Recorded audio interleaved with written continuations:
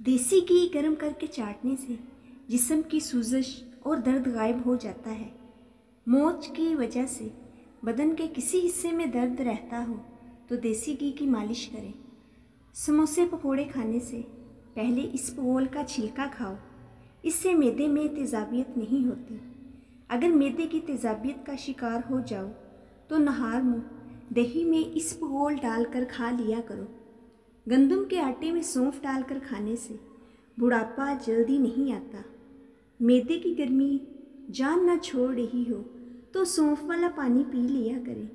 हकीम लुकमान रहमतुल्लाह अलैह ने फरमाया कि मैंने ज़िंदगी में 300 साल मुख्तलिफ़ दवाओं से लोगों का इलाज किया, मगर इस तवील तजर्बे के बाद मैंने सीखा कि जो दवा इंसान के लिए सबसे बेहतरीन है वो मोहब्बत और इज़्ज़त है। किसी ने पूछा कि अगर ये असर ना करे तो क्या करें? मुस्कुराए और बोले, दवा की मकदार बढ़ा दे। खाना हमेशा बैठकर खाया करो, बदन में ताकत आती है। मसूर की दाल के इस्तेमाल से पेट की बीमारी ख़त्म होती है। बकरे का गोश्त हफ्ते में एक बार ज़रूर खाएं, सेहतमंद रहेंगे। पुदीने का शरबत बनाकर पीने से मतली हो तो आराम आ जाता है। सफ़ेद चने शुगर को कम करने में मुफीद हैं। दही के साथ नाश्ता करने से खून की कमी दूर हो जाती है। आज के ज़माने में हाथ से खाना खाने वाले लोगों को पसंदीदगी की निगाह से नहीं देखा जाता, जबकि साइंस इसे इंसानी सेहत के लिए मुफीद करार देती है। ब्लड प्रेशर और शुगर के लिए सफ़ेद गुलाब के फूलों का अर्क अपनी निगरानी में निकलवाएं। ये अर्क 1 कप सुबह दोपहर शाम को खाने से घंटा पहले या बाद में पी लें। 3 महीने लगातार करें। हाई ब्लड प्रेशर और शुगर के मरीज़ों के लिए नहायत आज़मुदा है। जिसका मौसम हो फल खाओ, मौसम जाने लगे तो फल खाना छोड़ दो। भैंस की हड्डियों का गूदा जिस्मानी क़ुव्वत में इजाफ़ा करता है। सब्ज़ी में तोरी खाना वक्त को बढ़ाता है और बुखार में फ़ायदा देता है। जो लोग आपसे हसद करते हैं वो आपके सामने आपकी तारीफ़ और पीठ पीछे आपकी बुराई करते हैं। शरबत संदल सुबह शाम पिया जाए और सेब का मुरब्बा भी खाया जाए तो ये दिल की कमज़ोरी को दूर करने के लिए बहुत मुफीद साबित होता है। आमतौर पर कोई काम करने के बाद बहुत ज़्यादा थकावट महसूस होती हो और तबीयत परेशान दिखाई देती है, इस हालत में सादा चाय यानी दूध वाली चाय में 3 या 4 कतरे रोगनी बादाम डालकर पिएं। जो तुमसे नहीं हो रहा ए अल्लाह के हवाले कर दो, फिर देखो वो इसी को वसीला बना देगा जो तुम्हारी राह में रुकावट है।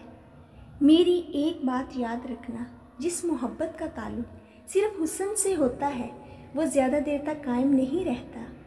बच्चे की पैदाइश के बाद अक्सर औरतों को कमर दर्द और कमज़ोरी महसूस होती है। ऐसी औरतों को चाहिए कि कीकर का गूंद लें और इसको पीसकर सफ़ूफ बना लें, फिर हस्बे ज़रूरत सूजी लें। देसी घी में सूजी मिलाकर हलवा बनाएं और मरीज़ को खिलाएं। अगर खाना हज़म नहीं होता तो 1 दाना इलायची का खा लो, खाना हज़म हो जाएगा। जिसको नज़र की कमज़ोरी हो रही हो वो आम का जूस पिया करें। जिस घर में खजूर और छोटी मक्खी का शहद मौजूद हो वहाँ बीमारी नहीं आती। वक्त के साथ साथ बहुत कुछ बदल जाता है। लोग, वक्त, एहसास और कभी कभी हम खुद भी बदल जाते हैं। अपने हाथों से मिर्चों की जलन दूर करनी है तो हाथों को चीनी वाले पानी से धो लें। बूढ़ों को जवान और जवानों को नौजवान बनाने वाली एक चीज़ ऐसा गुड़ लें जो सफ़ेद ना हो, ब्राउन या ब्लैक हो, यानी केमिकल से पाक हो। हर खाने के बाद थोड़ा सा यानी 1 बड़ी टॉफ़ी के बराबर लेकर उसको मुंह में चूसते रहें। चंद दिन इस अमल को करके देखें। जवानी, ताकत, कब्ज़, मोटापा, जिस्म का फूल जाना, असाबी तनाव और बलगम रेशे का शाफी इलाज है। चारों तरफ शोर मचाती दुनिया में खामोशी का एक रास्ता अख्तियार करके चलते रहना आपको कामयाबी के दरवाजे तक ले जाता है। जहरीले मादों के अखराज के लिए इलायची, اپنے ڈی ٹاکس کے عمل سے جسم کے زہریلے فاسد مادوں کو ختم کرتی ہے، انہیں جسم سے خارج کرنے میں مدد فراہم کرتی ہے، متعدد امراض حتیٰ کہ کینسر جیسے موذی مرض سے بھی بچاتی ہے۔ سانس لینے میں رکاوٹ محسوس ہو تو سبز چائے بنا کر پی لیا کریں۔ نیند کا غلبہ ہو تو دودھ میں الائچی ڈال کر پی جائیں، نیند جلدی نہیں آئے گی۔ گیلے بالوں میں کنگھا کرنے سے بال کمزور ہو جاتے ہیں۔ کند ذہن بچوں کو خشخاش اور چنے کی خوراک بنا کر کھلا دیں، بچہ ذہین ترین ہو جاتا ہے۔ ٹھنڈا پانی پینے سے، چائے پینے سے کھانسی ہونے کا خدشہ ہوتا ہے۔ اگر خون میں کولیسٹرول بڑھ جائے تو باقاعدگی کے ساتھ کھجور کھایا کریں۔ ادرک کی خوشبو سونگھ لینے سے سانس کی بیماری کبھی قریب نہیں آتی۔ خالص شہد کا ایک قطرہ آنکھوں میں ڈال دو، نظر تیز ہو جائے گی۔ جو لوگ ناشتے میں شہد استعمال کرتے ہیں ان کی جلد ملائم اور چمکدار ہو جاتی ہے۔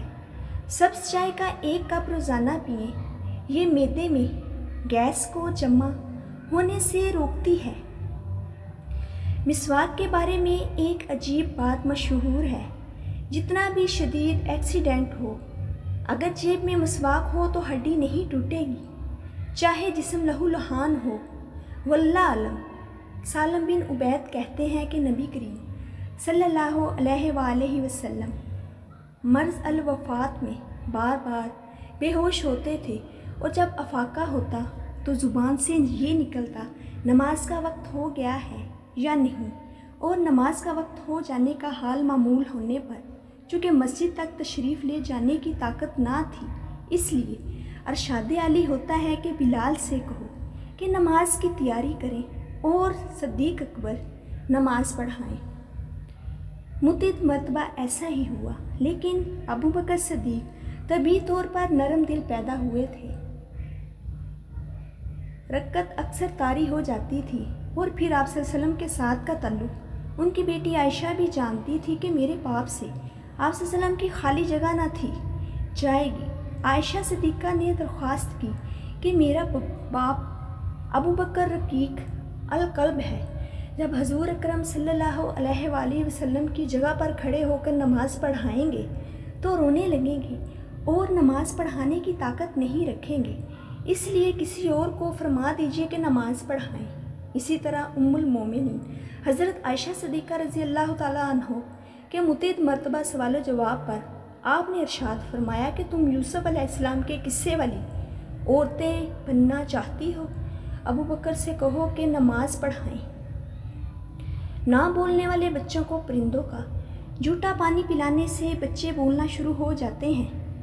دکھاوے کی کوشش کبھی نہ کرو، جب کمال کو پہنچو گے تو خود ہی نظر آ جاؤ گے۔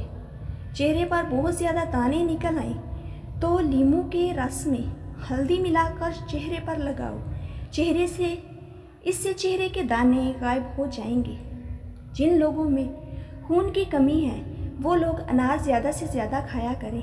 سوتے وقت تلاوت کرنے سے ڈپریشن کم ہوتا ہے۔ اگر آنکھ کی نظر کمزور رہتی ہو تو الصمد سرما لگائیں، کبھی نظر کی کمزوری نہیں ہوگی۔